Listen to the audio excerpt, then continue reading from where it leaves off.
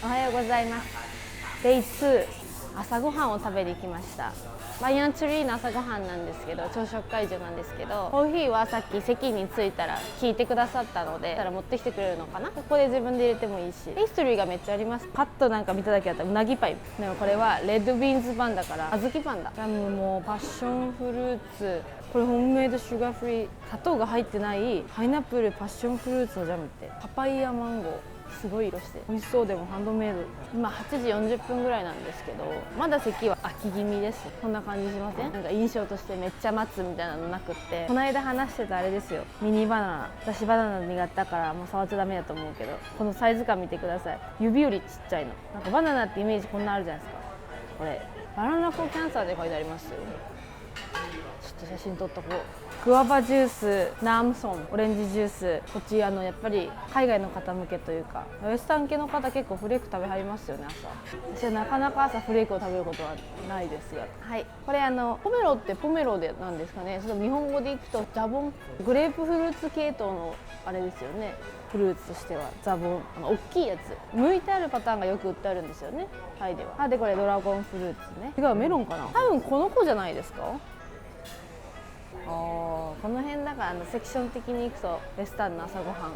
アメリカンブレックファーストプレートを作れるようなね。この辺だってハムにソーセージに、はい、やっぱり朝のビュッフェといったら卵を焼いてくださるっていうのはちょっと一番結構なんかホットコーナーっていうんですかね。目の前で作ってくださるところってちょっと気になるところありません？皆さん、本日バニヤンツリーさんの朝食の朝のエッグメニューを見ていただきたいと思います。どうぞ。すごくない？ここまで種類があるんですけど、ここから1番からいくとフライドエッグのサニーサイドアップから、2番目オーバーイージーね、あと3番目オムレット。オムレットのエッグホワイトってことは白い方だけを使ってってことですよね。あとバタークロワッサンからスクランブルエッグ、ポーチドエッグまでしてくださるって。エッグベネディクト、ボイルドエッグ埋まって、ワッフルとマンゴーと、もう11番とかになってきたらもうパンケーキ、エッグセクションを超えてる。どうします？ここまで行くと迷いません？でもポーチドエッグでなかなか見ないような気もするし、さすがだなと思う。素敵。私は普段こういう時最近ボイルドエッグを2つほどいただくっていうのが、さすがに今日はボイルドエッグここまで来てというよりは目の前で作ってほしいところあるので、ポーチドエッグでいこうかなと思います。ポーチドエッグ。Hi, can I order? Hi, good morning. Can I have one poached egg? And then one fried egg over easy? ちょっと4番の白身のオムレット気になりましたけど、この辺何なんだろう。インディアン料理かな。多分豆ですよね、チックピアってことは。インディアン系のワッフルもあり、あっちに中華もあったけど、ここ見たらテンション上がりますね。ちゃんと屋台セクションです。屋台セクション。この辺も匂いがめっちゃいいですね。ちょっといいですか？暑いのかな。匂いめちゃめちゃいいんですけど、エッグフライドライスだから多分チャーハン系なのかな。ここじゃあタイセクションってことですかね。普通にこう日本食のようなクスクス。でも朝から見てコールドカットが置いてある。うわー、チーズまで。いやー、チーズまで。いや、ヨーグルトも見て。ヨーグルト6種類置いてありますけど、どうします？6日泊まれば食べきれるかもしれないけど。改めましておはようございます。さっき見ていただいたお料理持ってきました。それでここまさかタイミルクティー飲めるんです。なのでタイミルクティー注文しちゃいました。あったかいんですけどレスシュガーでお願いしました。美味しそう。タイミルクティーまで作ってくれるなんて。でポーチドエッグ、さっき注文したものです。楽しみすぎる。自分でね作らない朝食ってどれだけ幸せか。自分で作るのもね、日本食とかね美味しいけど、いやでもやっぱり作ってくださってるものを食べるという幸せ。いただきます。先にとりあえずカオソイからいただこうかな、せっかくだし。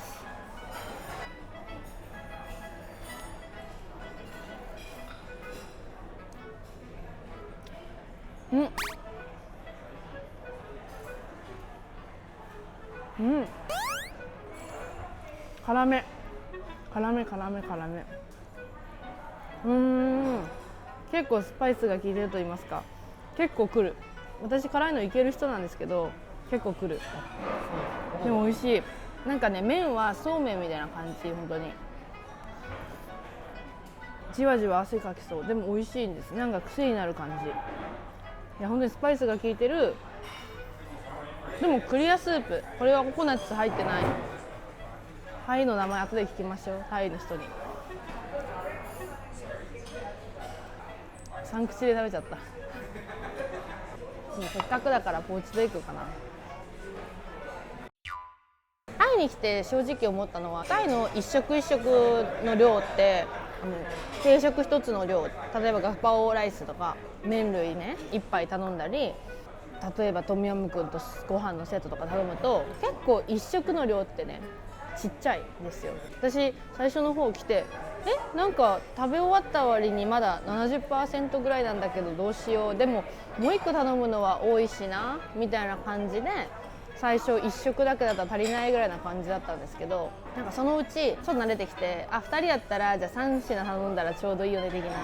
そしたらまあ80、90ぐらいまで食べれる、シェアしたらね3品目をみたいな感じで気づいたんですけど、最初すごい1食の量が少なくて戸惑いました。でいろんな方に聞いてると、タイの方は1食の分は結構少なかったりするけど、結構その1食をこまめに食べたり間食を結構取られたりする方が多いです。スイーツ食べる方もいらっしゃれば果物食べる方もいらっしゃるしみたいな。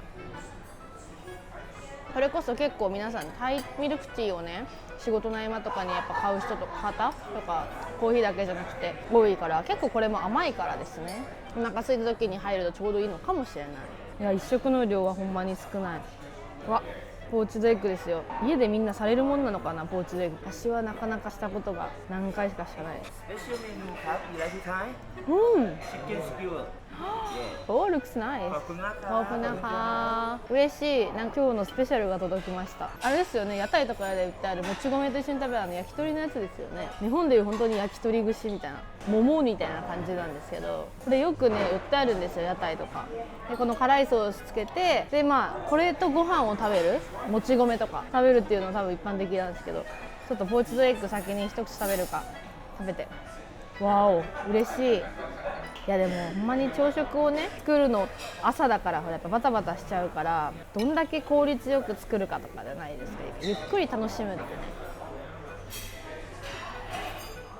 ね。これどこの国のイエスかわかります？これインドだったらこれイエスって意味ですからね。でもね、なんか私最初ね断られてると思ったんです。なんか私がお願いしてることに対してこれでいいみたいな、なんか鶏肉で大丈夫みたいな、いや嫌なのかなと思って、と思ったらいいよって言ってはるんだよね。なんか難しいですよね。私がこうだって私の中ではこれ首を振るってことはノーみたいなイメージがあるから、やっぱこう文化が違うとこんなにも。タイはね結構映画の撮影大国らしくて、綺麗なビーチもあるし、もちろん皆さん知ってるものでいうとプーケットの方にあるマヤビーチ、リカブリオが行ったんですけど、私はそれをその映画自体を見ずにアイランドホッピングに参加したんですよ。プーケット行った時、ザ・ビーチっていう2000年の映画があって、これの撮影地がめちゃめちゃ綺麗なねマヤビーチっていうタイのビーチだったんですけど、で私はアイランドホッピングに参加して4つぐらいのアイランドを巡るとのビーチ巡りみたいな感じに参加したんですけど、ここのマヤビーチだけ人の量がもうえげつなくって、ツアーが行き来してて、島なのにめっちゃ混雑、都会ぐらい混雑してて、そしたらそこがその映画のロケ地でみたいな、ここがそれかみたいな。私もなんか大体話は知ってたんですけど、もうビーチの写真なんかお父さんとか一緒に行ったんですけど、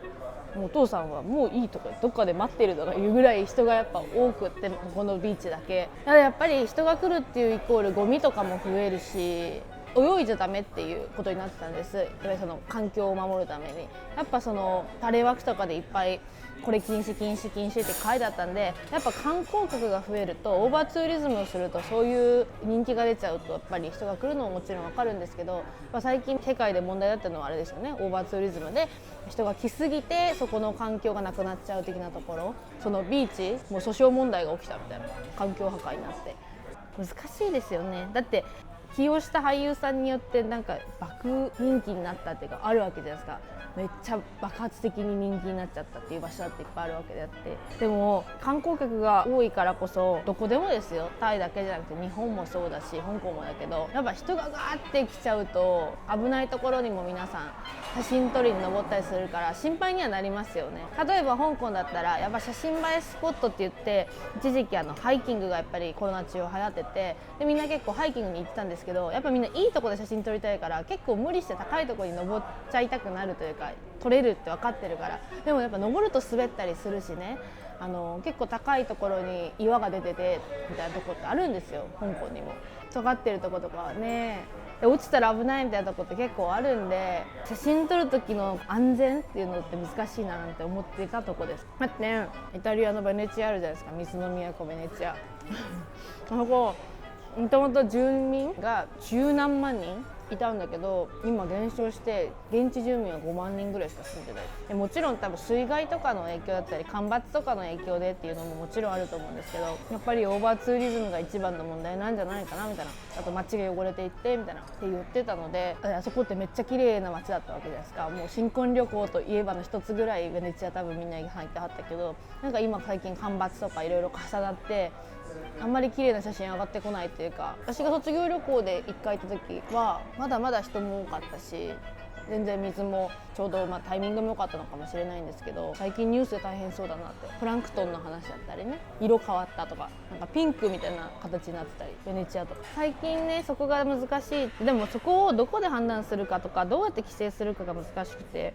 なんかそのベネチアだったら入場料を設けるかもみたいなの言ってたけど、でも入場料を設けても500円とかだったら多分皆さんあんま変わらずに入ると思うんですよ。そこまで500円が高いってなっていかないってならないと思うから、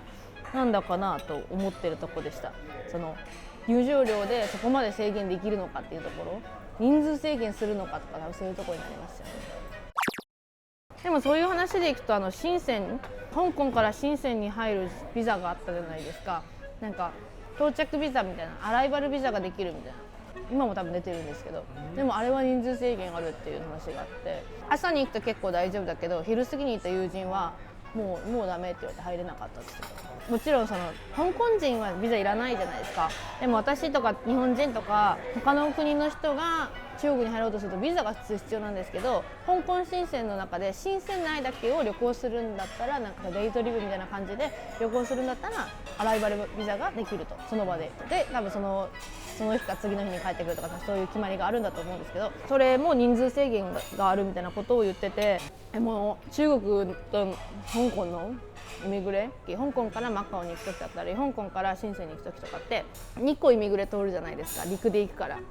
飛行機の時って出国と入国してるわけだから2個なんですけど、飛行機乗ってるからあまり感じないけど、陸で行くとすぐ結構2つあるからなんか2つ通ってる感じがするじゃないですか、感覚的にね。で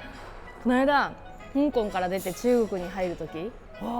なんかそんなに距離ないと思ったからすぐ終わるかなと思って1時間ぐらいの余裕で行ったんですけど、全然間に合わないっていうか、結構ギリギリで、むしろその時間もうないぐらいで、でも私その1回しか入国できないツーリストビザだったんです、観光ビザが。だからもしこれで出国してるにもかかわらず入国までしたけど電車に乗り損ねたらもう一回出て取り直さなきゃいけないみたいな。ほらガオティエとかって結構予約が大変じゃないですか。私がちょうど行ってた時がオーアーリン520月20かなんかで I love you の日かなんかだったから、めちゃめちゃ人がいて、自分でもあんまりオーアーリンっていうそのことを考えずにね、たまたまそこにかぶったんですけど、そしたらもうすごいみんな愛を伝えにもうどこへ皆さんこう往復をされてて、もうびっくり、もう本当におしくらまんじゅうってこれのことだと思ったし、その時に改めてなんで人口が多い国ってなんかほら並ばないっていうか、あんまりこのインドもそうだし乗ったもん勝ち的なとこあるじゃないですか、中国も。なんでそんなにねあれなんだろうと思ったんですよ。ここまでしないとなのかとか思ったけど、正直私もこの間のその大割の日の人数の感じと、でもそれでもそれに乗らないともう次がないぐらいな感じ、次も終点までいっぱいだみたいな状況だとしたら、もう秩序っていうところを超えてする気持ちがちょっと理解できたっていうのがこの間の経験で、本当にもう目の前で電車が行きそうなのにもかかわらず結構人がごった返してってみたいなとこだったら、もう行かなきゃってなるじゃないですか。次私のって、そのみんなは違うか分かんないけどみたいな。だからちょっとなんかなんていうんだろう、おしくらまんじゅう感っていうか、そのもうバーッといく感じがちょっとね理解できたじゃないけど、急に迫られるってこういうことだって思って、だから皆さんその感覚でやっぱここでやらないともう終わるっていうか、もう後がないっていう状況が結構人数が多いからこそ起こりうるのかなって思いました。いやーでもすごかったですよ。でもね無事にね、なんかわかんないけど私ラッキーだったから乗れたスーツケースまで持って、すごくないと思って、大きいスーツケースですよ。よく乗ったなって自分でも思うぐらいなんかラッキーだったんですけど、なんか旅行する時って意外と日本の祝日に合わせていくから他の国の祝日とかって見ないじゃないですか。でも私は最近他の国の祝日とかも結構リストアップしてて、なんでかというとやっぱその国によってね全然休みが違うから、行ってみたら結構全部閉まってたなんてこともあって、ヨーロッパとかってよくあるじゃないですか、日曜結構全部閉まっててちょっと待ってよ日曜だから空いてると思ったのにとかってあるじゃないですか。逆に日曜休む国とかってあるし、この間タイだったら、月曜火曜ぐらいでなんかカフェ行こうと思ったら結構カフェとか閉まってたりで、やっぱこっちだと回転率が悪い日とかって閉める、日本も一緒ですけど、でもそれって分かんないじゃないですか、知らないと。だから行こうと思ったら逆に閉まってるとか、結構水木金土日しか開けてない店とかもあって、大事だな店の空いてるか空いてないかとか、祝日とかぶってるかかぶってないか。私はお先にご飯と食べないけど。